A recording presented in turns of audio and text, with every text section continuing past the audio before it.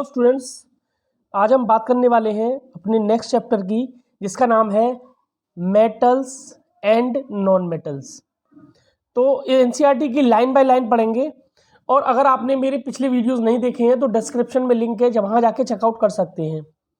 तो आपने class 9th में देखा होगा, क्लास 9th में आपने एलिमेंट्स पढ़े होंगे, ठीक है। तो आपको कम से कम 20 एलिमेंट्स आपको पता होने चाहिए। 20 एलिमेंट्स आपको पता होने चाहिए। सबसे पहला होता है hydrogen, helium, lithium, beryllium, boron, carbon, nitrogen, oxygen, fluorine, neon, sodium, magnesium, magnesium के बाद एल्यूमिनियम, एल्यूमिनियम के बाद silicon, phosphorus, sulphur, chlorine, chlorine के बाद आर्गन, पोटेशियम और कैल्शियम। ये 20 एलिमेंट्स आप सबको पता होने चाहिए। 20 एलिमेंट्स अगर आपको पता है तो इन एलिमेंट्स से ही हम पता करेंगे कि कौन कौन से एलिमेंट्स मेटल्स होते हैं और कौन कौन से एलिमेंट्स नॉन मेटल्स होते हैं। तो इस चैप्टर में हमें यही पढ़ना है। सबसे पहले बात करते हैं मेटल्स की।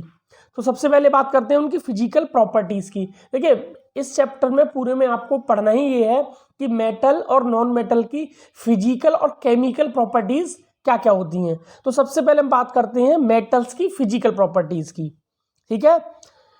The easiest way to start grading student is a comparing their physical properties, ठीक है। तो इस एक्टिविटी के माध्यम से हम धीरे धीरे समझते हैं, ठीक है। तो आप लोगों ने देखा भी होगा कि आपके घरों में कुछ मेटल्स पाए जाते हैं, जैसे आयरन है, कॉपर है, एल्यूमिनियम है, मैग्नीशियम है, सोडियम है, लेड है, जिंक है। These are metals. लेकिन आप इसको पहचानेंगे कैसे, आप उनको पहचानते कैसे हैं, ठीक है। तो वो उनके फिजिकल अपीयरेंस से पहचानते हैं, उनकी फिजिकल प्रॉपर्टीज से पहचानते हैं। Take a sample of iron, copper, aluminium and magnesium, note their appearance. इनके अपीयरेंस को आपको नोट करना है, ठीक है। Clean the surface of each sample by running them with a sand paper and note their appearance again. फिर आपको उसको सैंड पेपर से घिसना है। सैंड पेपर से घिसने के बाद फिर आपको उसका अपीयरेंस देखना है। तो जनरली मेटल आपने देखे होंगे, metals are in pure state generally shiny surface, ठीक है। मेटल्स जनरली शाइनी सरफेस के होते हैं। जब आप नए नए मेटल्स घर में लाते हैं, जैसे आपने देखा होगा आयरन, कॉपर के बर्तन कैसे चमकीले होते हैं, चमकदार होते हैं, ठीक है ना। इस प्रॉपर्टीज को हम, उसकी प्रॉपर्टीज को बोलते हैं लस्टर। क्या बोलते हैं? लस्टर। ये जो शाइनी सरफेस है ना, इस प्रॉपर्टीज को हम बोलते हैं लस्टर प्रॉपर्टीज की। समझ ली कि metals are generally lustre. Clear? आगे बढ़ते हैं, एक्टिविटी 2 पढ़ते हैं। एक्टिविटी 2 में take a small piece of iron, copper, aluminium and magnesium, try to cut them, ठीक है। इनको हमें कट करना है नाइफ से। इसको सोडियम बोलते हैं। एक मेटल सोडियम लिया आपने, तो दोनों को हमने उनको कट करके देखा नाइफ से, ठीक है। नाइफ से उनको कट करके देखा, तो क्या आपको अपीयरेंस में क्या अलग चीजें आपको शो होंगी इसमें। तो आपने देखा होगा कि मेटल्स को आप काटना स्टार्ट करेंगे तो वो जनरली कटेंगे नहीं, ठीक है ना। इसका मतलब ये है, you will find that metal are generally hard. Metal are generally hard, मतलब ये वेरी हार्ड इन नेचर, ठीक है ना। इस प्रॉपर्टी को बोलते हैं हार्डनेस। तो जनरली मेटल्स आर हार्ड, लेकिन कुछ एक्सेप्शन भी है। एक्सेप्शन क्या है? सोडियम और potassium. They are cut by knife, they are cut by knife. इनको आप नाइफ से भी कट कर सकते हैं। 3.3, ठीक है। Take a piece of iron, zinc, lead and copper, place any one metal on the block of iron and strike it 4 or 5 times with a hammer. तो आपने देखा होगा जनरली आप जब मेटल्स को बीट करते हैं हैमर से, तो होता क्या है, जब जनरली आप उनको बीट करते हैं तो वो थिन शीट में कन्वर्ट हो जाते हैं, ठीक है। It converted beated into a thin sheet. इसी प्रॉपर्टी को मैलिएबिलिटी, इसी प्रॉपर्टी को क्या बोलते हैं? मैलिएबिलिटी। यानी जनरली जो आपके मेटल्स होते हैं वो मैलिएबल होते हैं। चलिए अब अगला देखते हैं, एक्टिविटी 3.4, ठीक है। कंसीडर सम मेटल्स, आयरन है, कॉपर है, एल्यूमिनियम है, इनके हम वायर बना सकते हैं, ठीक है, लेड की नहीं बना सकते, ठीक है। तो जनरली जो हमारे मेटल्स होते हैं उनकी हम वायर बना सकते हैं, मतलब उनको एक वायर में कन्वर्ट कर सकते हैं, वायर बना सकते हैं। जैसे कॉपर की वायर आती है, हमने देखा होगा इलेक्ट्रिकल अप्लायंसेस में, एल्यूमिनियम की वायर भी आती है, ठीक है। तो इनको वायर बना सकते हैं हम। इस प्रॉपर्टी को हम बोलते हैं डक्टिलिटी, ये डक्टिलिटी होती है, ठीक है। Gold is more ductile, even gold इतना ज्यादा डक्टाइल है कि 1 ग्राम अगर आप गोल्ड ले लें तो उसको 2 किलोमीटर लंबी आप वायर बना सकते हैं। इमेजिन, यानी अगर 1 ग्राम अगर आप गोल्ड ले लें, गोल्ड का सिंबल होता है हमारा AU, अगर आप 1 ग्राम गोल्ड ले लें तो उससे 2 किलोमीटर लंबी, समझिए आप 2 किलोमीटर लंबी वायर तक बना सकते हैं आप उससे, ठीक है ना। चलिए आगे बढ़ते हैं, ये इनकी फिजिकल प्रॉपर्टीज के बारे में पढ़ रहे हैं हम। चलिए अब आगे बढ़ते हैं, एक्टिविटी देखते हैं 3.5। तो 3.5 में क्या लिया है, यहां अरेंजमेंट देख लीजिए पहले, ठीक है। इसमें क्या किया है हमने, एक बर्नर लिया है, यहां हमने एक कॉपर की मेटल वायर ली है, कॉपर की ले लो या किसी और की वायर और मेटल की भी ले सकते हैं। एक फ्री एंड है, एक हमने इसको क्लैंप कर रखा है दूसरे एंड को, यहां से बर्नर से इस मेटल को हमने हीट किया, हीट करने के बाद हमने क्या किया, एक पिन से यहाँ पे वैक्स को लगा दिया। तो धीरे धीरे क्या होता है कि जब यहाँ पे ये मेटल हीट होने लगता है तो इसकी हीटिंग कहाँ पहुंचने लगती है, धीरे धीरे वैक्स जो है वो धीरे धीरे पिघलने लगती है। इसका मतलब ये हुआ कि जो मेटल होते हैं वो कंडक्ट करते हैं हीट को, मेटल जो है वो कंडक्ट करते हैं हीट को।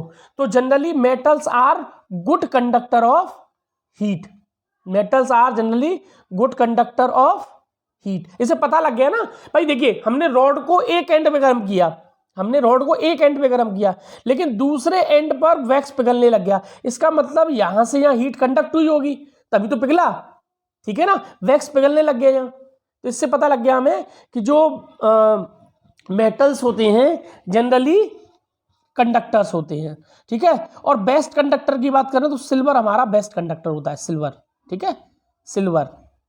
सिल्वर की अगर बात करें तो Ag इसका सिंबल है, ठीक है। चलिए नेक्स्ट बात करते हैं अगली एक्टिविटी की, ठीक है। अगली एक्टिविटी देख लेते हैं। अगली एक्टिविटी है, सेटअप किया है इस तरह से कुछ, ठीक है।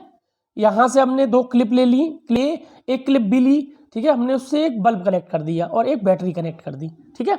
अब हम क्या करेंगे, इस स्विच को ऑन करेंगे और उसको कनेक्ट करेंगे। तो सबसे पहले हमने जो वायर ली है, ये वाली जो वायर ली है, ये जो वायर ली है, ये हमने मेटल की ली, ठीक है ना। सबसे पहले किसकी ली, मेटल की, ठीक है ना। तो मेटल की जैसे ही वायर ली हमने, ठीक है, तो हमने क्या देखा कि ये बल्ब जो है वो ग्लो करना स्टार्ट हो गया। बल्ब वुड ले लिया या ग्लास ले लिया, तब देखा तो ये बल्ब ग्लो नहीं हुआ उस केस में। इसका मतलब जो मेटल है they are good conductor of heat and electricity. मतलब यहां से पता लग गया, ऊपर हीट का पता लग गया कि हीट कंडक्ट करते हैं, यहां हमने देखा कि metal are good conductor of electricity. किसी हार्ड सबस्टेंस को या मेटल को बीट करते हैं तो वो साउंड प्रोड्यूस करता है, और इसी प्रॉपर्टी को हम बोलते हैं सोनोरस, ठीक है। इसी प्रॉपर्टी को क्या बोलते हैं हम, सोनोरस। तो हमने कितनी सारी फिजिकल प्रॉपर्टीज देख ली। देखिए जनरली मेटल्स आर हार्ड, एक generally metals are malleable, sheet beaten into the thin sheet. Generally metals are sonorous, sound produce करते हैं। Generally metals are shiny, lustre होते हैं, ठीक है। ये सारी property, conductor of good heat and electricity, ये सारी हमने प्रॉपर्टीज इसकी चेकआउट कर ली, ठीक है। अब बात करते हैं हम नॉन मेटल्स की, ठीक है। अब बात कर लेते हैं नॉन मेटल्स की। In the previous chapter class you have learned that there are a few non-metals are compared to metal, ठीक है। मेटल को हमने नॉन मेटल से कंपेयर किया, ठीक है। तो हमने देखा कि कुछ नॉन मेटल जो होते हैं वो लिक्विड स्टेट में भी पाए जाते हैं, और कुछ मेटल भी, एक मेटल है जो लिक्विड स्टेट में पाया जाता है जिसको हम मरकरी बोलते हैं। क्या बोलते हैं इसको, मरकरी। ये हमारे लिक्विड स्टेट में पाया जाता है, ठीक है। कौन सा, मरकरी। मरकरी हमारा लिक्विड स्टेट में होता है, और मरकरी एक मेटल है हमारा। एक नॉन मेटल भी है जो लिक्विड स्टेट में पाया जाता है, ठीक है। वो क्या है, वो है हमारा ब्रोमीन, ठीक है। ये generally non metal gaseous state में पाए जाते हैं, और सॉलिड्स जो होते हैं वो हमारे मेटल जो होते हैं हमारे सॉलिड स्टेट में पाए जाते हैं। लेकिन कुछ ऐसे भी एक्सेप्शन केस हैं, जैसे ब्रोमीन है वो लिक्विड स्टेट में पाया जाता है हमारा, ठीक है, नॉन मेटल। चलिए अब आगे बढ़ते हैं, नॉन मेटल की एक्टिविटीज को देख लेते हैं। Collect a sample of carbon, coal, graphite, sulphur, iodine, ठीक है, इस तरह के हमने नॉन मेटल्स लिए, ये मेटल्स नहीं है, ठीक है। अब धीरे धीरे आप समझेंगे इनकी फिजिकल और केमिकल प्रॉपर्टीज आप समझ लेंगे तो आपको धीरे धीरे आइडिया होगा कि कौन से सबस्टेंस मेटल होते हैं एलिमेंट, और कौन से एलिमेंट हमारे नॉन मेटल कैटेगरी में आते हैं। सबसे पहले मैं ले लेता हूँ, चलिए कॉपर ले लेता हूँ। कॉपर को सबने देखा ही होगा, कॉपर जनरली वायर लेके आते हैं हम लोग। सिंबल, इसका सिंबल आप Cu, कॉपर है, ठीक है। Type of surface shiny, shiny होता है, लस्टर होता है। Hardness, yes. मेलिबल होता है, डक्टाइल होता है, हीट और इलेक्ट्रिसिटी को कंडक्ट करता है, और सोनोरस भी होता है। तो आपने देखा जनरली जो नॉन मेटल मेटल्स जो जनरली जो मेटल्स होते हैं वो इस तरह की प्रॉपर्टीज रखते हैं, जबकि नॉन मेटल नहीं रखते, ठीक है, इस तरह की properties. All metals accept mercury exist in the solid and room temperature. तो रूम टेम्परेचर पर सारे जो मेटल्स होते हैं वो सॉलिड स्टेट में होते हैं, एक्सेप्ट मरकरी, मैंने आपको बताया भी था, ठीक है ना। मरकरी जो है वो लिक्विड स्टेट में पाया जाता है रूम टेम्परेचर पे। अगली प्रॉपर्टीज देख लेते हैं। गैलियम, सीजियम ऐसे होते हैं कि इनका मेल्टिंग पॉइंट इतना कम होता है कि अगर पाम पे रखेंगे ही तो ये पिघलना स्टार्ट कर देंगे, ठीक है, जबकि मेटल का मेल्टिंग पॉइंट बहुत हाई होता है। लेकिन ये ऐसे मेटल है सीजियम एंड गैलियम कि ये आप पाम पे रखेंगे तभी पिघलना स्टार्ट कर देंगे। Iodine is a non metal और इट इज लस्टर। ये एक्सेप्शन केस है, ये एक्सेप्शन केस हम डिस्कस कर रहे हैं यहाँ पे, ठीक है। देखिए जनरली मेटल्स कैसे होते हैं, मेल्टिंग पॉइंट बहुत हाई होता है, आयरन थोड़ी ना पिघल जाता है बहुत आसानी से, कॉपर थोड़ी ना पिघल जाता है, लेकिन गैलियम और सीजियम देखिए पाम पे रखते ही पिघल जाते हैं। आयोडीन जबकि नॉन मेटल है और वो लस्टर होता है, जबकि मेटल लस्टर होती है, जबकि ये नॉन मेटल है। Carbon is a non metal that can exist in different form, each form is called allotrope, ठीक है। कार्बन की डिफरेंट डिफरेंट फॉर्म पाई जाती हैं, ठीक है, बहुत फॉर्म्स में पाया जाता है, और इन्हीं फॉर्म्स को हम क्या बोलते हैं, एलोट्रॉप। जैसे डायमंड है, ठीक है, डायमंड एक एलोट्रॉप है कार्बन का। जैसे ग्रेफाइट है, ये भी एक एलोट्रॉप है कार्बन का। जबकि डायमंड जो है वो बहुत हार्डेस्ट नोन सबस्टेंस है, ठीक है, जबकि ग्रेफाइट जो है वो स्लिपरी होता है इन टच, और जिसकी आप पेंसिल भी देखी होंगी, पेंसिल जो बनती है, और ये इलेक्ट्रिसिटी को भी कंडक्ट करता है, जबकि ये नॉन मेटल है, ठीक है, तभी तो हम एक्सेप्शन पढ़ रहे हैं। Alkali metals like lithium, sodium, potassium are soft, can be cut by knife, they have low density and low melting point. Clear. जबकि ये मेटल है तो नाइफ से भी कट कर सकते हैं, और इनका जो मेल्टिंग पॉइंट होता है वो भी लो होता है। ये एक्सेप्शन है कुछ, ठीक है, ये ध्यान में रखनी है, ये एक्सेप्शन वेरी इंपॉर्टेंट है, और ये आपके एमसीक्यूज में भी आ जाते हैं, ठीक है ना, पूछने को। Most non metals produce acidic oxide. मैंने आपको पिछले चैप्टर एसिड बेस में बताया था कि जितने भी मेटल ऑक्साइड्स होते हैं, मेटल के ऑक्साइड्स होते हैं, जैसे एग्जांपल भी ले लेंगे अभी, जैसे ZnO, ठीक है, ये जितने भी मेटल ऑक्साइड्स होते हैं, जैसे Al2O3, जैसे Na2O, ये सब मेटेलिक ऑक्साइड्स हैं, और ये सब कैसे नेचर के होते हैं, बेसिक नेचर के, मैंने बताया भी था, ठीक है ना, ये सब बेसिक नेचर के होते हैं। जबकि नॉन मेटेलिक जो ऑक्साइड होते हैं, जैसे CO2 है, नॉन मेटेलिक ऑक्साइड है, नॉन मेटल है कार्बन, जैसे SO2 है, जैसे NO2 है, ये सब नॉन मेटेलिक ऑक्साइड हैं, और ये सारे जो होते हैं ये एसिडिक नेचर के होते हैं। कैसे होते हैं, एसिडिक नेचर के। क्लियर। चलिए केमिकल प्रॉपर्टीज ऑफ मेटल, ठीक है, अब बात कर लेते हैं केमिकल प्रॉपर्टीज ऑफ मेटल की, ठीक है। तो हम लोग कुछ सैंपल्स लेते हैं, जैसे aluminium, copper, lead, magnesium, zinc और सोडियम का, ठीक है। इनकी अब धीरे धीरे केमिकल प्रॉपर्टी देखते हैं। तो सबसे पहले हम इनको क्या करते हैं, केमिकल एयर में इनको बर्न करते हैं, ठीक है। तो आपने देखा होगा कि कुछ मेटल जो होते हैं वो एयर में इजीली बर्न करना स्टार्ट कर देते हैं, कुछ मॉडरेट होते हैं जो इजीली बर्न करना स्टार्ट नहीं करते, उनको हीट करना पड़ता है। कुछ मेटल्स ऐसे होते हैं जो रिएक्ट ही नहीं करते, जो इवन रिएक्ट ही नहीं करते, उनकी रिएक्टिविटी इतनी कम होती है कि वो ऑक्सीजन से रिएक्ट ही नहीं करते, ठीक है ना। चलिए अब एक डिटेल में बात कर लेते हैं इनकी। मेटल जनरली ऑक्सीजन से रिएक्ट करके क्या बना लेता है, मेटल ऑक्साइड, ऑब्वियसली, ठीक है। जैसे कॉपर प्लस ऑक्सीजन क्या बना लेगा, ये CuO, कॉपर ऑक्साइड। क्लियर, यहाँ दिया हुआ है जैसे एल्यूमिनियम ऑक्सीजन से रिएक्ट करके क्या बना रहा है, एल्यूमिनियम ऑक्साइड। तो जितने भी मेटल ऑक्साइड्स होते हैं वो ऑक्सीजन से रिएक्ट करके मेटल ऑक्साइड बना लेते हैं, ठीक है ना। अब कुछ ऐसे ऑक्साइड्स होते हैं जो एसिड और बेस दोनों के साथ रिएक्ट कर पाते हैं, ठीक है। ऐसे ऑक्साइड को हम बोलते हैं एम्फोटेरिक ऑक्साइड्स। ध्यान दीजिएगा, वेरी इंपॉर्टेंट, इस बार इसका क्वेश्चन आया 2024 में बोर्ड एग्जाम में, कि जो एम्फोटेरिक जो ऑक्साइड्स होते हैं they are react both acid and base, produce salt and water, ठीक है। देखिए एल्यूमिनियम ऑक्साइड एक एम्फोटेरिक ऑक्साइड है, देखिए ये एसिड से भी रिएक्ट कर रहा है HCl, और क्या बना रहा है, salt plus water. Clear, aluminium base से भी रिएक्ट कर रहा है, OH मतलब बेस, और यहाँ H प्लस आयन मतलब एसिड। देखिए सोडियम एल्यूमिनेट बना रहा है, ये सॉल्ट बना रहा है और वाटर प्रोड्यूस कर रहा है।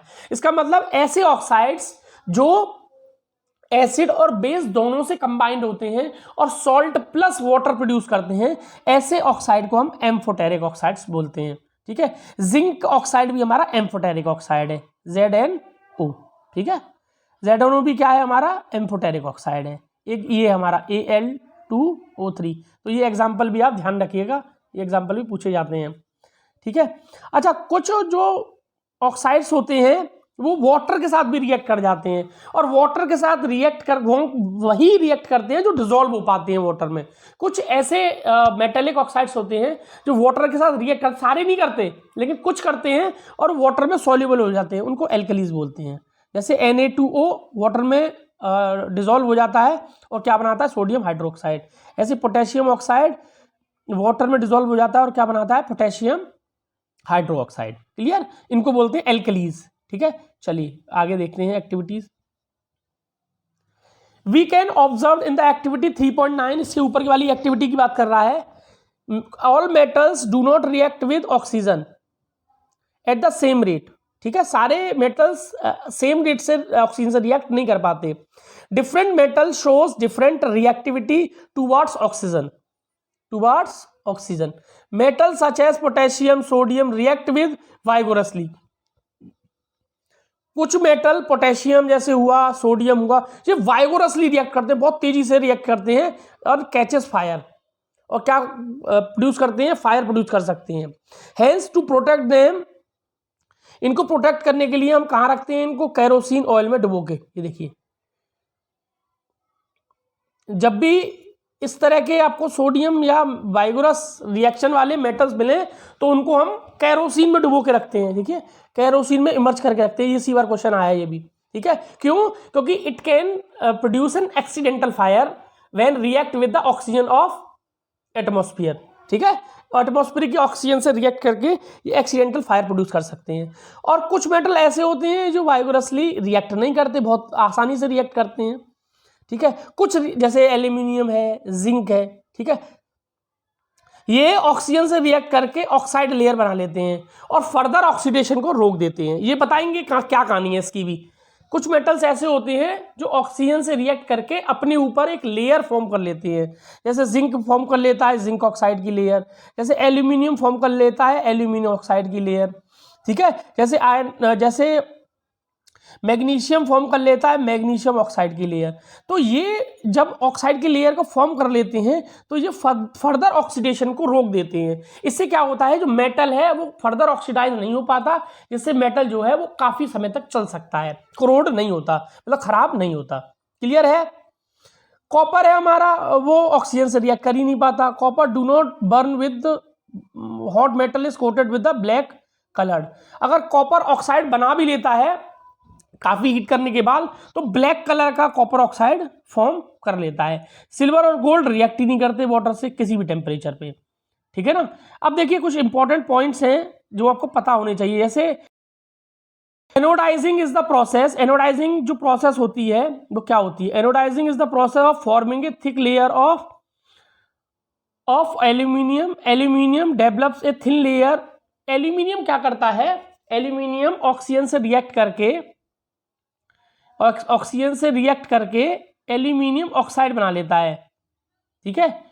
अब ये क्या करता है, ये फर्दर ऑक्सीडेशन को रोक देता है, मतलब फर्दर ऑक्सीडेशन इसका नहीं हो पाता, ठीक है ना। फर्दर ऑक्सीडेशन को रोक देता है। The resistance can be improved by making oxide layer of thicker, ठीक है। ड्यूरिंग एनोडाइजेशन एक क्लीन, इसको बनाने का तरीका क्या है कि जो क्लीन एल्यूमिनियम होता है उसको हम एनोड पर रखते हैं। किस पर रखते हैं? एनोड। कैनोड और कैथोड दो इलेक्ट्रोड होते हैं, तो एनोड पर रखते हैं और वहां से ऑक्सीजन निकलना स्टार्ट करती है। तो जब एनोड पर हम एल्यूमिनियम को रखेंगे और वहां से ऑक्सीजन निकलेगी तो एल्यूमिनियम ऑक्सीजन के साथ रिएक्ट करके एल्यूमिनियम ऑक्साइड बना लेगा, जिससे फर्दर ऑक्सीडेशन रुक जाता है, ठीक है। इसी को बोलते हैं हम एनोडाइजेशन। क्लियर है? हैं what happens when metal reacts with water, ठीक है। Metals react with water. देखिए इससे ये पता लगेगा कि रिएक्टिविटी कैसी है। देखिए अब आप आगे बढ़ रहे हैं, रिएक्टिविटी यानी कौन मेटल कितना रिएक्टिव है, कौन कितना मॉडरेट रिएक्टिव है और कौन कितना लीस्ट रिएक्टिव है, कम से कम रिएक्ट करता है, ठीक है। तो ये हमने एक अरेंजमेंट बना लिया। यहाँ हमने क्या किया, एक रुई को पानी में भिगो के रख दिया, यहाँ हमने मेटल ले लिया और ये अरेंजमेंट हमने पानी में इसको डुबो के रख दिया, ठीक है। इस तरह से एक अरेंजमेंट हमने बना लिया। यहाँ पे हमने क्या किया, इस रुई को हमने हीट किया, कॉटन को हीट करना स्टार्ट किया, तो इसमें जो पानी था वो भाप बन के निकला और जब मेटल से रिएक्ट किया तो मेटल से रिएक्ट करने के बाद कौन सी गैस निकली? हाइड्रोजन गैस निकली। ध्यान रखिए कौन सी गैस निकली? हाइड्रोजन। तो मेटल जब भी वाटर के साथ रिएक्ट करता है तो क्या बनाता है? Metal oxide. और कौन सी गैस रिलीज करता है? हाइड्रोजन गैस रिलीज करता है। कुछ मेटल्स ऐसे होते हैं जो फर्दर वाटर के साथ रिएक्ट कर जाते हैं और मेटल हाइड्रोक्साइड बनाते हैं। ऐसे मेटल्स को हम एल्कलीज बोलते हैं।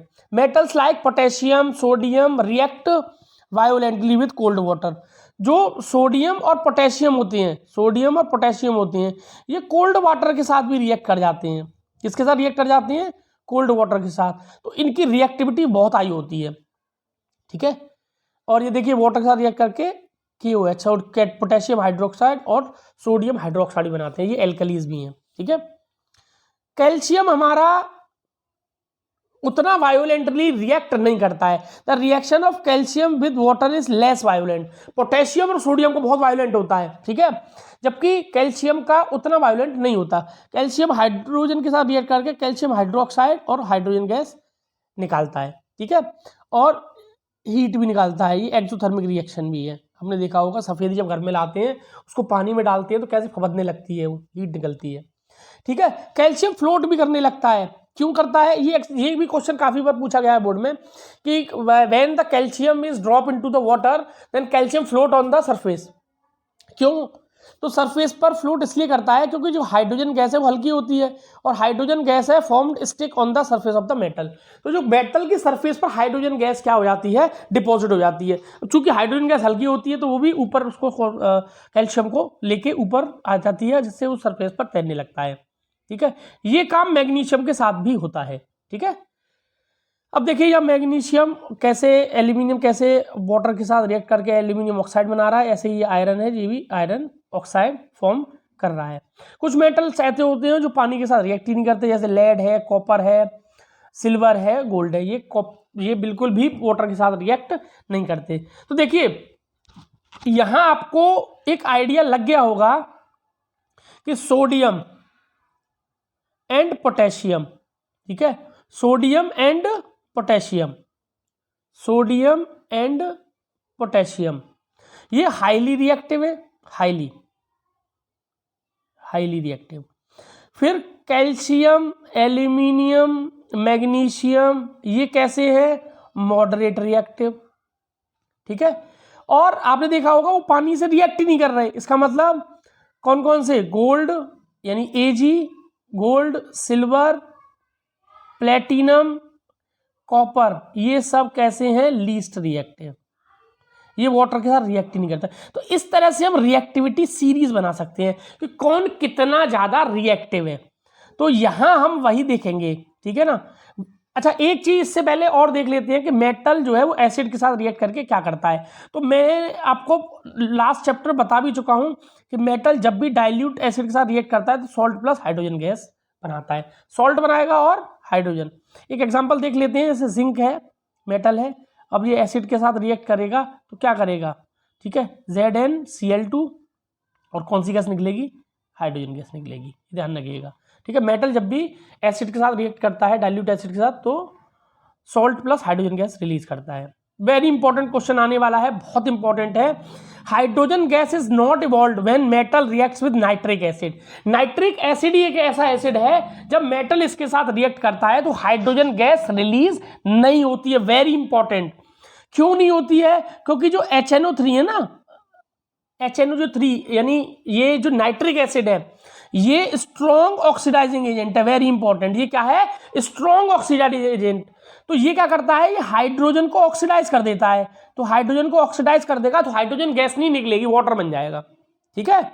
और खुद को वो रिड्यूस कर लेता है NO2 में, NO में और NO2 में, N2O में।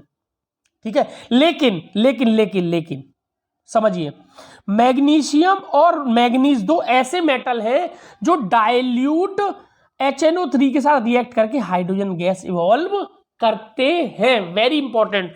वैसे तो कोई भी एसिड, कोई भी मेटल HNO3 नाइट्रिक एसिड के साथ रिएक्ट नहीं करता है, लेकिन मैग्नीशियम और मैग्नीज Mg एंड Mn ये रिएक्ट करते हैं भाई डाइल्यूट HNO3 के साथ, और क्या प्रोड्यूस करते हैं? Hydrogen gas. ध्यान रखिए। ठीक है। अच्छा, अब एक चीज और पूछी जाती है कि मान लो सिल्वर और गोल्ड है, अगर इनको पिघलाना हो तो ये तो किसी से रिएक्ट भी नहीं करते हैं, तो इनको पिघलाने के लिए आप कैसे करोगे भाई? इनको पिघलाना भी तो है हमें, इनके ऑर्नामेंट, इनके अब ज्वेलरीज बनानी है हमें, तो ज्वेलरीज बनाने के लिए हमें क्या करना पड़ेगा? इनको पिघला के करना पड़ेगा ना, मोल्टन स्टेट में लाना पड़ेगा। तो जब ये पिघलते ही नहीं है, रिएक्ट ही नहीं करते किसी चीज से, तो अब इनका मेल्टिंग पॉइंट और बॉइलिंग पॉइंट बहुत हाई होता था। ऐसा भी नहीं हम इनको ऐसे भयंकर हीट दे के पिघला लें। ठीक है ना। तो इनके लिए हमारे पास एक सॉल्यूशन है, जिसको बोलते हैं एक्वा रेजिया। ठीक है, पिघलाने के लिए इसको रॉयल वाटर भी बोलते हैं। ये क्या है? 3:1 का रेशियो है किसका? HCl और HNO3 का, HNO3 का 3:1। 3 रेशियो में क्या है? HCl, और 1 रेशियो में क्या है? हमारी HNO3। लेकिन कॉन्सेंट्रेटेड कैसी होनी चाहिए? कॉन्सेंट्रेटेड, दोनों ही कॉन्सेंट्रेट, डाइल्यूट नहीं, कॉन्सेंट्रेटेड HCl 3 रेशियो में और उसी 1 रेशियो में HNO3। अगर इन दोनों का हम रेशियो ले लें 3:1, तो हमारा क्या बन जाएगा? Royal water, aqua regia. और इसमें जो है वो गोल्ड जो है वो इजीली डिसॉल्व हो जाता है। क्लियर है? ध्यान रखिएगा। How do metal react with solution of other metal salt? Other metal salts के साथ कैसा रिएक्शन करते हैं? ठीक है ना। तो ये भी देख लेते हैं, ये भी सिंपल सा ही है। ठीक है ना। इसका भी एग्जांपल मैं आपको इजीली दे दूंगा, बहुत आसान से समझ में आ जाएगा। ये रिएक्टिविटी से रिलेटेड है।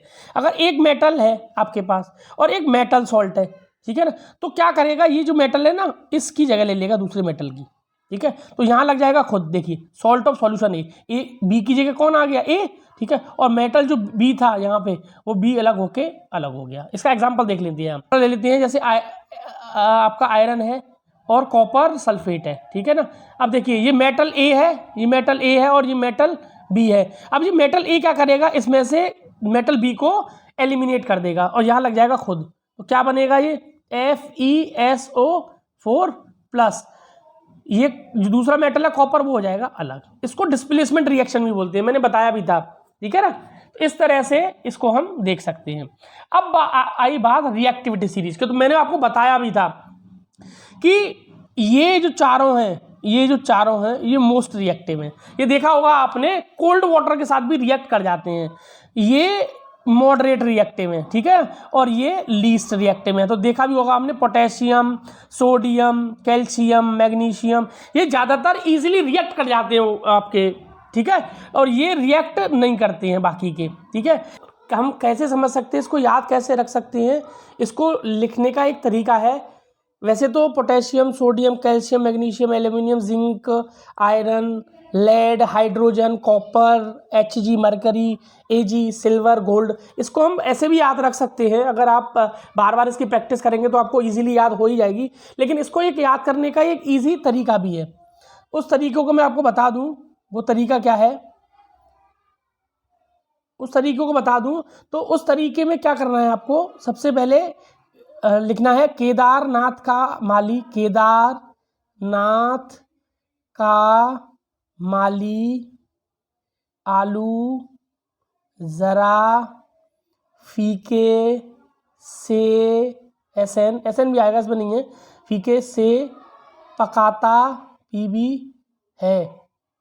आगे देखिए, केदारनाथ का माली आलू जरा फीके से पकाता है। हाई यानी H high court, CU court आपका, AAP यानी AAP मतलब आप, यानी AG AU और PT मतलब प्लेटिनम। तो इस तरह से आप इसको याद रख सकते हैं। केदारनाथ का माली आलू जरा फीके से पकाता है, हाई कोर्ट है आप। ये अगर आप लाइन याद कर लें तो हाई केदार मतलब के, नाथ मतलब NA, का मतलब CA, माली यानी MG, आलू यानी AL। इस तरह से आप इसको याद भी कर सकते हैं। और अगर आपको सिंपली ऐसे याद करनी है तो बहुत सिंपल है, पोटेशियम, सोडियम, कैल्शियम, मैग्नीशियम ये हाईली रिएक्टिव है। एल्यूमिनियम, जिंक, इनमें से भी दो मोस्ट रिएक्टिव है, K and Na। Zinc, iron, lead ये मॉडरेट रिएक्टिव है। इसके बाद ये लीस्ट रिएक्टिव है नीचे के, ठीक है ना।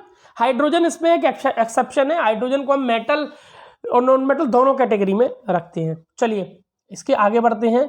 ये रिएक्टिविटी आपको याद हो गई। इसी रिएक्टिविटी की वजह से हम देखते हैं कि एक एलिमेंट दूसरे एलिमेंट को डिस्प्लेस कर सकता है। अगर इसका मैं एग्जांपल दूं तो देखिए, अगर मैं ऐसे लिख दूं Al प्लस CuSO4।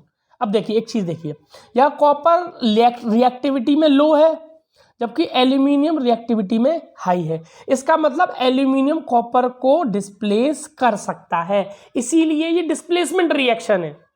क्योंकि यहां एल्यूमिनियम क्या कर सकता है, कॉपर को डिस्प्लेस कर सकता है, मेटल को, ठीक है। यहां एल्यूमिनियम जो है वो कॉपर मेटल को डिस्प्लेस कर सकता है, ठीक है। जैसे अगर इसका रिएक्शन देखें तो Al2SO4 और कॉपर हो जाएगा अलग। तो आपको समझ में आ गया होगा कैसे एक highly reactive metal low reactive metal को डिस्प्लेस कर सकता है। क्या कॉपर एल्यूमिनियम को डिस्प्लेस कर सकता है? नहीं, क्योंकि कॉपर उतना रिएक्टिव नहीं है जितना एल्यूमिनियम रिएक्टिव है। क्लियर हो गया होगा आपको इजीली, ठीक है ना। चलिए अब आगे चलते हैं। अब बात करते हैं how do metal and non metal reacts. अब देखिए मेटल और नॉन मेटल आपस में कैसा रिएक्ट करते हैं, ठीक है। तो इसको समझने के लिए आपको 9th क्लास में लौट के वापस जाना होगा, वहां समझना पड़ेगा आपको कि ये सब कैसे होता है। तो सबसे पहले बात करते हैं मेटल की, और मेटल ले लेता हूं मैं सोडियम, ठीक है। चलिए सोडियम का एटॉमिक नंबर कितना होता है? 11। अगर मैं इसका इलेक्ट्रॉनिक कॉन्फ़िगरेशन करूं तो पहले शेल में K शेल में 2, L शेल में 8 और बचा 1 हो जाएगा M शेल में, KLM, KL और ये M शेल। ये तो पता होगा 9th क्लास में। तो ये कंप्लीटली फिल्ड है क्योंकि पहली शेल में 2 आते हैं। ये कंप्लीटली फिल्ड है, ये कंप्लीटली फिल्ड नहीं है, ठीक है। ये कंप्लीटली फिल्ड नहीं है, यानी इसके पास, सोडियम के पास एक जो इलेक्ट्रॉन है वो एक्स्ट्रा है। अब ये क्या करेगा, या तो ये 7 इलेक्ट्रॉन ले ले या 1 इलेक्ट्रॉन डोनेट कर दे अपना। तो 7 इलेक्ट्रॉन लेना इतना इजी नहीं है, 7 इलेक्ट्रॉन देगा कौन, ठीक है। लेकिन ये अपना 1 इलेक्ट्रॉन डोनेट इजीली कर सकता है, ठीक है। तो ये क्या करता है, अपना 1 इलेक्ट्रॉन डोनेट कर देता है, और जब 1 इलेक्ट्रॉन इसमें से कम हो जाएगा तो इस पे आ जाएगा एक प्लस चार्ज। क्लियर है? क्लियर है? इस पे आ जाएगा एक प्लस चार्ज, क्योंकि इसमें से 1 इलेक्ट्रॉन बाहर निकल गया, यानी एक नेगेटिव चीज निकल गई तो एक पॉजिटिव चीज आएगी कि नहीं आएगी। या आप ऐसा भी समझ सकते हैं कि प्रोटॉन अभी भी इसके पास 11 है और इलेक्ट्रॉन इसके पास 10 हो गए। तो अगर प्रोटॉन ज्यादा है तो यानी पॉजिटिव चार्ज ज्यादा है, ठीक है। तो इसके पे एक पॉजिटिव चार्ज आ गया, ठीक है। कैसे भी आप समझ सकते हैं इसको। चलिए अब बात करते हैं नॉन मेटल की। तो नॉन मेटल में आप देखिए, नॉन मेटल में ले लेता हूं मैं क्लोरीन, ठीक है। क्लोरीन का जो एटॉमिक नंबर होता है वो होता है 17। अगर मैं इसकी इलेक्ट्रॉनिक कॉन्फ़िगरेशन करूं तो 2,8,7। तो या ये 1 इलेक्ट्रॉन दे दे या 7 इलेक्ट्रॉन दे दे या 1 इलेक्ट्रॉन ले ले। अब ये 7 दे तो नहीं सकता, लेकिन 1 इलेक्ट्रॉन ले सकता है बाहर से कहीं, ठीक है। जब 1 इलेक्ट्रॉन ले लेगा तो इस पे इलेक्ट्रॉन ज्यादा हो जाएंगे, प्रोटॉन हो जाएंगे कम, तो इस पे एक नेगेटिव चार्ज आ जाएगा, ठीक है ना। अब आपने देखो यहां आप देखिए, पहले लिया मैंने सोडियम मेटल। तो सोडियम मेटल ने क्या किया, 1 इलेक्ट्रॉन डोनेट करके, 1 इलेक्ट्रॉन अपना निकाल के अपने आप को क्या बना लिया, इलेक्ट्रोपॉजिटिव। और नॉन मेटल जो कि क्लोरीन है, इसने 1 इलेक्ट्रॉन लेके अपने आप को क्या बना लिया, इलेक्ट्रोनेगेटिव। तो ध्यान दीजिएगा, ये वेरी इंपॉर्टेंट डेफिनेशन है मेटल नॉन मेटल की। The metal which releases electron and gain a positive cation and makes it, अपने आप को क्या बना लेते हैं, इलेक्ट्रोपॉजिटिव, यानी पॉजिटिव कैटायन में कन्वर्ट हो जाते हैं वो। ऐसे सब्सटेंस को, ऐसे एलिमेंट को जो अपने आप को इलेक्ट्रोपॉजिटिव बना लेते हैं बाय लूजिंग द इलेक्ट्रॉन, ऐसे सब्सटेंस को हम मेटल बोलते हैं। तो आप जनरली मेटल्स के ऊपर देखेंगे, जनरली मेटल्स के ऊपर पॉजिटिव चार्ज होता है। ये एक इंपॉर्टेंट डेफिनेशन है, ठीक है। नॉन मेटल देखिए, नॉन मेटल जनरली गेन करते हैं इलेक्ट्रॉन और अपने आप को इलेक्ट्रोनेगेटिव बना लेते हैं, इसलिए इनको हम बोलते हैं नॉन मेटल। तो जितने भी नॉन मेटल्स होंगे वो सब इलेक्ट्रोनेगेटिव होंगे। एग्जांपल के तौर पर आप देखिए, जितने भी मेटल है सबके ऊपर पॉजिटिव चार्ज मिलेगा, जैसे Na के ऊपर प्लस, Mg के ऊपर 2+, Al के ऊपर 3+, ठीक है। ये मेटल्स हैं, देखिए सबके ऊपर प्लस चार्ज है। जबकि नॉन मेटल की बात करें तो ऑक्सीजन के ऊपर होता है 2-, ठीक है। क्लोरीन के ऊपर होता है 1-, ठीक है, माइनस होता है, ठीक है। इस तरह से ये नॉन मेटल्स है, हम इनकी डेफिनेशन बना सकते हैं, ठीक है। अब देखिए ये कंबाइन कैसे होते हैं, तो यहाँ से Na+, ठीक है, और यहाँ से Cl-, ये दोनों एक दूसरे को क्या करेंगे, अट्रैक्ट करेंगे, दोनों ही अपोजिट चार्ज है और एक दूसरे को मिलकर क्या बना लेंगे, ये NaCl। इस तरह की बॉन्डिंग को हम बोलते हैं आयोनिक बॉन्ड। इस तरह के बॉन्ड को क्या बोलते हैं हम, आयोनिक बॉन्ड। अब आपको समझ में आ गया होगा कि आयोनिक बॉन्ड्स क्या होते हैं, ठीक है। तो ये आयन से मिलकर बने होते हैं, यहाँ पॉजिटिव आयन और ये यहाँ नेगेटिव आयन, नॉन मेटल, दोनों कंबाइन होके सॉल्ट बना लिया, क्या बना लिया, सॉल्ट बना लिया, न्यूट्रल, ठीक है। इसको हम क्या बोलते हैं, आयोनिक कंपाउंड। तो NaCl एक आयोनिक कंपाउंड है, आयन से मिलकर बना है, क्लियर। अब देखिए यहाँ देख लेते हैं, जहाँ तक ये बताया गया है कि कुछ ऐसे भी होते हैं जो कैसे भी कंबाइन नहीं करते, जैसे हीलियम है, ऑर्गन है, नियोन है, ठीक है ना। ये सब क्या होते हैं, कंप्लीटली फिल्ड होते हैं, तो ना तो ये लूज करते हैं इलेक्ट्रॉन, ना गेन करते हैं। मेटल देखिए अपने बाहरी कक्षा के इलेक्ट्रॉन को, बाहरी ऑर्बिट के इलेक्ट्रॉन को डोनेट कर देता है, इलेक्ट्रोपॉजिटिव बना लेता है। और जो नॉन मेटल्स होते हैं वो क्या करते हैं, बाहर से इलेक्ट्रॉन को गेन करते हैं और वो इलेक्ट्रोनेगेटिव बना लेते हैं, जैसे N, nitrogen, oxygen, fluorine, phosphorus, sulphur, chlorine, clear, ठीक। अब यहाँ देखिए फॉर्मेशन भी दिखाया गया, जैसे मैंने आपको बताया था, सोडियम ने क्या किया, एक इलेक्ट्रॉन निकाल दिया अपने अंदर से, तो इलेक्ट्रोपॉजिटिव बन गया। यहाँ क्लोरीन ने क्या किया, एक इलेक्ट्रॉन ले लिया तो वो इलेक्ट्रोनेगेटिव बन गया। जब दोनों एक दूसरे के पास आए तो ये दोनों बन गया NaCl, ठीक है ना। ये आता है एग्जाम में, ध्यान रखिएगा, ठीक है, formation of ionic compound. Mg ने क्या किया, 2 इलेक्ट्रॉन इसके बाद एक्स्ट्रा है, 2 इलेक्ट्रॉन इसने बाहर कर दिए, तो 2 पॉजिटिव चार्ज आ गया। एक क्लोरीन ने क्या किया, 1 इलेक्ट्रॉन ले लिया तो ये इलेक्ट्रोनेगेटिव बन गया। अब देखिए मैग्नीशियम 1 इलेक्ट्रॉन देगा एक क्लोरीन को, दूसरा इलेक्ट्रॉन देगा दूसरे क्लोरीन को, तो यहाँ MgCl2 बनेगा, MgCl नहीं बनेगा, ठीक है। ये हो गया आपका आयोनिक कंपाउंड। अब प्रॉपर्टीज की बात करें तो आयोनिक बॉन्ड की प्रॉपर्टीज देख लेते हैं।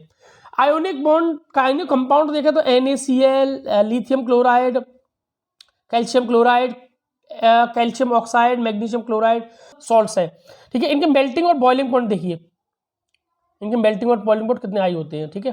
तो जनरली जब हम इनके प्रॉपर्टीज की बात करते हैं तो कुछ इंपॉर्टेंट प्रॉपर्टीज हम इसकी देख लेते हैं। जैसे फिजिकल नेचर की बात करें तो आयोनिक जो बॉन्ड होते हैं, ठीक है, they are solids and somewhat hard, ठीक है। इसमें इनके बीच में अट्रैक्शन फोर्स बहुत हाई होता है, और जब अट्रैक्शन फोर्स बहुत हाई होगा तो इनको तोड़ने के लिए ज़्यादा एनर्जी लगेगी, और ज़्यादा एनर्जी लगेगी तो इनका जो फिजिकल नेचर होता है वो बहुत स्ट्रांग होता है, ठीक है। अब चूंकि ज़्यादा एनर्जी की रिक्वायरमेंट होती है इनके अट्रैक्शन ऑफ फोर्स को ब्रेक करने के लिए, तो इनका मेल्टिंग और बॉइलिंग पॉइंट भी आपने देखा होगा बहुत हाई होता है। फिजिकल नेचर देख लिया, दूसरी प्रॉपर्टी मेल्टिंग और बॉइलिंग पॉइंट हाई होता है इनका आयोनिक कंपाउंड का। क्यों होता है, क्योंकि इनके आयंस को ब्रेक करने के लिए आपको हाई एनर्जी की रिक्वायरमेंट होगी, जिससे इसका मेल्टिंग और बॉइलिंग पॉइंट बहुत हाई होता है। सॉल्युबिलिटी देखिए, ये वाटर में सॉल्युबल होते हैं, वाटर में इजीली सॉल्युबल हो जाते हैं। नमक है, सॉल्ट इजीली सॉल्युबल हो जाता है वाटर में, लेकिन ऑर्गेनिक सॉल्वेंट में ये नहीं घुलते। ऑर्गेनिक सॉल्वेंट कौन से होते हैं, जैसे कैरोसिन है, जैसे पेट्रोल है, जो कार्बन ऑर्गेनिक होते हैं, जो ठीक है ना, नेचुरली जो मिलते हैं हमें, तो उनमें ये सॉल्व नहीं होते, ठीक है।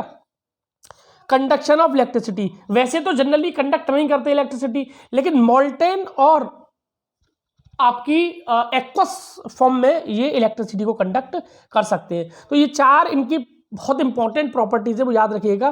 पहला है फिजिकल नेचर, दूसरा है मेल्टिंग बॉइलिंग पॉइंट हाई होता है, तीसरा सॉल्युबिलिटी, ऑर्गेनिक सॉल्वेंट में सॉल्युबल नहीं है लेकिन इनऑर्गेनिक सॉल्वेंट में सॉल्युबल है, और इलेक्ट्रिसिटी को कंडक्ट करते हैं मोल्टेन और एक्वस फॉर्म में। ठीक है, अब मेटल को एक्सट्रैक्ट कैसे किया जाता है, मेटल को निकाला कैसे जाता है? तो आपने देखा होगा हमारे अर्थ क्रस्ट में या सी में बहुत सारे हमारे मिनरल्स पाए जाते हैं, उनसे हम क्या कर सकते हैं, मेजर सोर्सेज ऑफ मेटल है ये।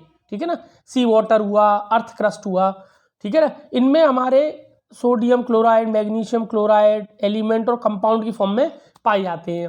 अब कुछ दो तरह से ये हमें मिल सकते हैं, एक तो फ्री, दूसरा मिल सकते हैं हमारे कंपाउंड स्टेट में। तो फ्री स्टेट में वो मिलते हैं जिनकी रिएक्टिविटी बहुत लो होती है, जैसे गोल्ड हुआ आपका, सिल्वर हुआ, जो ये प्लेटिनम हुआ, ये मेटल हमें फ्री स्टेट फॉर्म में मिल पाते हैं। लेकिन कुछ ऐसे मेटल्स भी होते हैं जो फ्री स्टेट में हमें नहीं मिलते, तो उनको हमें एक्सट्रैक्ट करना होगा। ठीक है ना, तो एक्सट्रैक्ट करने के लिए, ठीक है, यहाँ पे दिया देखिए, ये हाईली रिएक्टिव मेटल्स है, तो इनको करने के लिए इलेक्ट्रोलाइसिस प्रोसेस का एक्सट्रैक्शन करेंगे, एक्सट्रैक्शन करते हैं। जबकि देखिए मॉडरेट रिएक्टिव को हम कार्बन से रिड्यूस करके निकाल सकते हैं, जबकि जो लीस्ट रिएक्टिव होते हैं वो फ्री नेचर में फ्री स्टेट में पाए जाते हैं। अब देखिए मिनरल्स और ओर्स में क्या डिफरेंस होता है, ये थोड़ा सा समझ लेते हैं। मिनरल्स क्या होते हैं? The earth crust is the major sources of metal. Sea water also contains some soluble salts, जैसे सोडियम क्लोराइड है, मैग्नीशियम क्लोराइड ईटीसी। तो एलिमेंट और कंपाउंड फॉर्म दोनों में पाए जाते हैं, आपको मैंने बता ही दिया। Which occurs naturally in the earth crust. कुछ मेटल्स ऐसे होते हैं जो कंपाउंड स्टेट में होते हैं या फिर फ्री स्टेट में भी होते हैं, तो वो मिनरल्स कहलाते हैं अर्थ क्रस्ट में जो मिलते हैं हमें। ठीक है, अब जो कुछ मिनरल्स जो होते हैं वो काफ़ी अधिक मात्रा में पाए जाते हैं अर्थ क्रस्ट में, और वो प्रॉफिटेबल भी होते हैं एक्सट्रैक्ट करने के लिए। तो ऐसे मिनरल्स जो प्रॉफिटेबल होते हैं और काफ़ी अधिक मात्रा में पाए जाते हैं, ऐसे मिनरल्स को हम और भी बोल सकते हैं। ठीक है, चलिए अब बात करते हैं इस टेबल की, जिससे आपको पूरा आइडिया लग जाएगा कैसे कैसे मेटल को हम एक्सट्रैक्ट कर सकते हैं। तो सबसे पहले मिलेगा हमें और को हम कॉन्सेंट्रेट करेंगे, एनरिचमेंट करेंगे, उसकी सफाई करेंगे सबसे पहले। तो ऑब्वियसली जब नीचे से हमारे और निकलेगा तो उसमें मिट्टी, धूल और कीचड़ लगी हो सकती है, मड लगा हो सकता है, तो सबसे पहले उनको करेंगे कॉन्सेंट्रेशन ऑफ ओर, जिसको एनरिचमेंट भी बोलते हैं एनसीईआरटी में। ठीक है, इसके बाद तीन तरह के मेटल हमको मिल सकते हैं, highly reactive metal, moderate reactive metal and low reactive metal. ठीक है, तो तीनों को अलग अलग तरह से हम रिड्यूस करेंगे, तीनों अलग अलग तरह से इनके मेटल को एक्सट्रैक्ट करेंगे। तो सबसे पहले देख लेते हैं जो हाईली रिएक्टिव मेटल्स हैं, उनको हम इलेक्ट्रोलाइसिस, पहले मोल्टन स्टेट में लेके इलेक्ट्रोलाइसिस करेंगे उनका, उससे हम प्योर मेटल एक्सट्रैक्ट कर लेंगे। ध्यान दीजिएगा, हाईली रिएक्टिव मेटल की हम जो एक्सट्रैक्शन करेंगे वो इलेक्ट्रोलाइसिस से करेंगे। अगला है हमारा मीडियम रिएक्टिव। तो मीडियम रिएक्टिव जो मेटल्स हैं हमारे, वो दो फॉर्म में पाए जाते हैं, एक तो कार्बोनेट फॉर्म में और दूसरा हमारा सल्फाइड और फॉर्म में। ठीक है, तो कार्बोनेट फॉर्म में जो पाए जाते हैं तो उसकी करते हैं हम कैल्सिनेशन, और जो सल्फाइड फॉर्म में पाए जाते हैं उसकी करते हैं हम रोस्टिंग। ठीक है, दो तरह से हम मॉडरेट रिएक्टिव मेटल्स को एक्सट्रैक्ट कर सकते हैं, एक तो कैल्सिनेशन प्रोसेस से कार्बोनेट ओर को, सल्फाइड ओर को रोस्टिंग प्रोसेस से। ऑक्साइड फॉर्म में मिल गया, फिर हम उसको रिड्यूस कर लेंगे। भाई ऑक्साइड को निकालना है तो हमको उसका रिडक्शन करना पड़ेगा ना, reduction is the process of removing the oxygen. तो ऑक्सीजन को रिमूव कर देंगे तो हमें प्योर मेटल मिल जाएगा। अच्छा, लो रिएक्टिविटी मेटल्स को कैसे हम एक्सट्रैक्ट करते हैं? तो लो रिएक्टिव मेटल के लिए सल्फाइड और फॉर्म में होते हैं, रोस्टिंग करेंगे, मेटल मिल जाएगा और उसकी रिफाइनिंग कर लेंगे। पूरा सिनेरियो है कैसे हम अलग अलग करते हैं। ठीक है, मेटल का एक्सट्रैक्शन करते हैं। सबसे पहले एनरिचमेंट करेंगे, तो मैंने बता दिया, गैंग पार्टिकल्स को अलग से, इम्प्यूरिटीज को हटा देंगे, उसी को बोलते हैं हम एनरिचमेंट। ठीक है, चलिए अब बात करते हैं जो लो रिएक्टिविटी मेटल्स है उनको कैसे अलग करेंगे।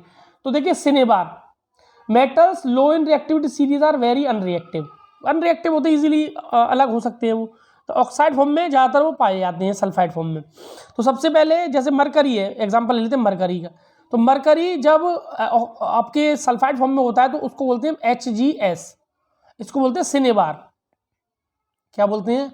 सिनेबार, ध्यान रखिएगा, ठीक है। मरकरी जब सल्फाइड फॉर्म में होती है तो उसको सिनेबार बोलते हैं। इसको कैसे अलग करेंगे? ऑब्वियसली इसकी हम क्या करेंगे, ऑक्सीजन से रिएक्शन करा दिया हमने, इसको ऑक्साइड फॉर्म में ले आएंगे, रोस्टिंग करेंगे।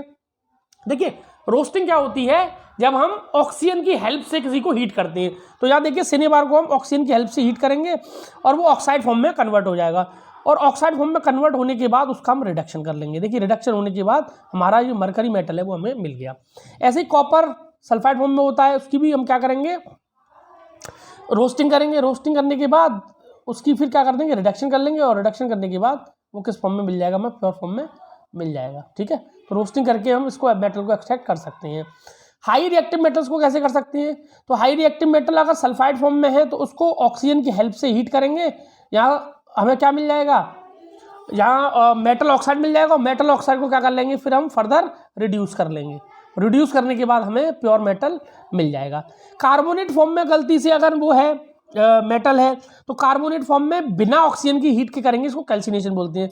तो यहाँ भी हमें मिल जाएगा हमारा मेटल ऑक्साइड, और फिर उसको रिड्यूस करके हम उसको एक्सट्रैक्ट कर सकते हैं, ठीक है। आपने देखा भी होगा। और रिड्यूस का तरीका क्या है, कार्बन से उसको रिएक्ट करा दो तो वो रिड्यूस हो जाएगा। यहाँ carbon as a reducing agent use कर सकते हैं मॉडरेट रिएक्टिव मेटल को एक्सट्रैक्ट करने में। क्लियर है? अच्छा, कुछ मेटल्स को हम ऐसे भी एक्सट्रैक्ट कर सकते हैं, जैसे MnO2 है, यहाँ Mn की जो रिएक्टिविटी है वो एल्यूमिनियम से कम है। तो एल्यूमिनियम क्या करेगा, यहाँ वो Mn को डिस्प्लेस कर देगा और Mn वहाँ से अलग हो जाएगा। यहाँ से Mn हमें मिल गया, ठीक है। ऐसे ही आयरन अगर हमें चाहिए तो यहाँ से एल्यूमिनियम क्या करेगा, आयरन को डिस्प्लेस कर देगा, तो यहाँ हमें आयरन भी मिल गया। इस तरह से भी आप मेटल को एक्सट्रैक्ट कर सकते हैं। अब हाई मेटल को कैसे एक्सट्रैक्ट करते हैं, देखिए उसको करते हैं हम इलेक्ट्रोलाइसिस प्रोसेस से। The metal high in the reactivity series are very unreactive, they can not be obtained from their compound by heating और कार्बन। अब हाई जो रिएक्टिव मेटल है उनको कार्बन से रिड्यूस नहीं कर सकते, जैसे कार्बन से आप उसको रिड्यूस करके अलग नहीं कर सकते, क्योंकि उनकी जो एफिनिटी होती है वो ऑक्सीजन के प्रति ज़्यादा होती है और कार्बन के प्रति कम होती है, तो कार्बन को रिड्यूस नहीं कर सकता। This because these metals have more affinity of for oxygen with than carbon. Oxygen से ज़्यादा एफिनिटी होती है तो ऑक्सीजन से ज़्यादा रिएक्ट कर पाते, कार्बन से उतना रिएक्ट नहीं करता ये, ठीक है ना। तो इनको अलग करने के लिए हमें सबसे पहले क्या करना पड़ेगा, इनको इलेक्ट्रोलाइसिस करना पड़ेगा। For example sodium, magnesium, calcium are obtained by electrolysis process by molten state. Molten state में लाएंगे, फिर उनको इलेक्ट्रोलाइसिस करेंगे। The metals are deposited at the cathode. Cathode पर डिपोजिट होने लगेगा, क्योंकि मेटल पॉजिटिवली चार्ज होता है और कैथोड जो होता है हमारा वो नेगेटिवली होता है। तो जो मेटल होता है वो कैथोड की तरफ अट्रैक्ट होके उस पर डिपोजिट होने लगता है, ठीक है ना। इस तरह से हम अलग कर सकते हैं। तो देखिए एनोड पर नॉन मेटल और कैथोड पर मेटल एक्सट्रैक्ट हो गया, ठीक है। अब जब भी हमारा मेटल जब हमारे पास आता है तो इतना प्योर नहीं होता है, तो प्योर मेटल निकालने के लिए हम उसकी रिफाइनिंग करते हैं, ठीक है। ये लास्ट टॉपिक भी है और बहुत इंपॉर्टेंट टॉपिक भी है, तो इसको बोलते हैं इलेक्ट्रोलाइटिक रिफाइनिंग। हम क्या करते हैं, इसमें कैथोड पर रखते हैं हम अपना प्योर मेटल, ठीक है ना। Many metals such as copper, zinc, nickel, silver, etc. are refined electrode. In this process, the impure metal is made of anode. Anode पर क्या रखेंगे हम, impure metal, ठीक है। इस अरेंजमेंट को समझ लेते हैं हम। इस अरेंजमेंट को समझ लेते हैं। एनोड पर रखेंगे इम्प्योर मेटल, क्या रखेंगे, इम्प्योर मेटल, ठीक है। और कैथोड पर रखेंगे हम प्योर मेटल, फिर इसका इलेक्ट्रोलाइसिस करेंगे, ठीक है। यहां से इलेक्ट्रिसिटी फ्लो करा देंगे। अब यहां से क्या होगा, जो एनोड पर इम्प्योर मेटल है वो धीरे धीरे एक मेटल सॉल्ट में, मेटल सॉल्ट भी उसी मेटल का सॉल्ट लेंगे जिसका मेटल हमें एक्सट्रैक्ट करना है, रिफाइन करना है, ठीक है ना। तो रिफाइन करने के लिए जैसे हमने कॉपर को अगर रिफाइन करना है तो कॉपर सल्फेट ले लेंगे, ठीक है। अब क्या होगा, यहां से जो इम्प्योर कॉपर है वो डिसॉल्व हो जाएगा आपका इस सॉल्यूशन में, और यहाँ कैथोड पर वो धीरे धीरे डिपॉजिट होने लगेगा, ठीक है। आप देख भी सकते हैं यही सब इसमें लिखा हुआ है। In this process the impure metal is made anode and thin strip of, हाँ ध्यान रखना प्योर मेटल की थिन स्ट्रिप लेंगे। अगर पहले से ही आपने प्योर मेटल ज़्यादा ले लिया तो डिपॉजिट कैसे होगा उसके ऊपर, ठीक है ना। Metal cathode, a solution of metal salt is used as a electrolyte, electrolyte की तरह यूज करते हैं। The apparatus is shown on passing the current through the electrolyte the pure metal from the anode, pure metal यहाँ anode से, impure metal से, pure metal from the anode, pure metal from the anode on passing the current through the electrolyte the pure metal from the anode dissolve in the electrolyte and amount of pure metal is deposited on the cathode। इस तरह से ये refining कर सकते हैं, ठीक है। इसके बाद आता है कोरोजन। तो कोरोजन मैंने बताया भी था आपको पिछले चैप्टर में, फर्स्ट चैप्टर में, आप डिस्क्रिप्शन में लिंक है वहां से भी देख सकते हैं। प्योर मेटल जब हमें मिल जाता है तो कुछ समय अगर वो एटमॉस्फेयर में रखा रहे तो उसका कोरोजन स्टार्ट हो जाता है, ठीक है ना। जैसे सिल्वर आरटी का रिएक्ट करके सल्फर के साथ रिएक्ट करके ये सिल्वर सल्फाइड बना लेते हैं। क्या बना लेते हैं? सिल्वर सल्फाइड, यानी Ag2S, और ये होता है ब्लैक कलर का, ध्यान दीजिएगा, ठीक है। तो इस तरह से ये कोरोड होने लगते हैं। कॉपर अगर काफी समय तक रखा रहे तो ये कॉपर कार्बोनेट, कार्बन डाइऑक्साइड से रिएक्ट करके कॉपर कार्बोनेट बना लेता है और इस पर ग्रीन लेयर चढ़ जाती है। ये तीनों ही पॉइंट इस बार 2024 के पेपर में आ चुके हैं, तीनों पॉइंट। आयरन जब काफी समय तक रखा रहता है तो मॉइस्चर और एटमॉस्फेयर से रिएक्ट करके ये रस्टिंग क्रिएट कर लेता है, रस्टिंग मतलब जंग लग जाती है इसमें, ठीक है, और ये रेड ब्राउन हो जाता है। तो ध्यान रखिएगा, या कलर ध्यान दीजिएगा, यहाँ ब्लैक, यहाँ ग्रीन और यहाँ आपका रेड ब्राउन, तो ब्राउन भी बोल सकते हैं, ठीक है। Sulphur, silver sulphide, copper carbonate green colour का, और यहाँ रस्टिंग, ठीक है। अब इसको दूर कैसे कर सकते हैं रस्टिंग को? इसको दूर करने के लिए हमारे पास प्रिवेंशन मेथड है, ठीक है। तो सबसे पहला जो प्रिवेंशन मेथड है वो है painting, oiling, greasing, galvanization, chrome plating, anodization, ठीक है ना। तो गैल्वेनाइजेशन को देखते हैं, गैल्वेनाइजेशन इंपॉर्टेंट है, ये पूछा भी आता है। तो गैल्वेनाइजेशन क्या होता है? Galvanization is a method of protecting steel and iron rusting by coating them with thin layer of zinc.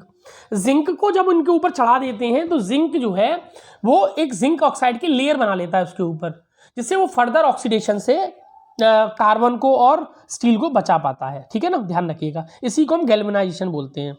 फिर अलॉय भी, इसको अलॉय भी बना सकते हैं। अलॉय क्या होते हैं? N alloy is an homogeneous mixture of 2 और मोर मेटल।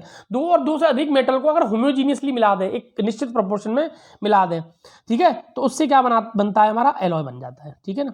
जैसे अगर इसका एग्जाम्पल देखें तो एग्जाम्पल देखिए, जैसे कॉपर और जिंक, ठीक है, brass and alloy of copper and zinc, ठीक है, एंड ब्रोंज।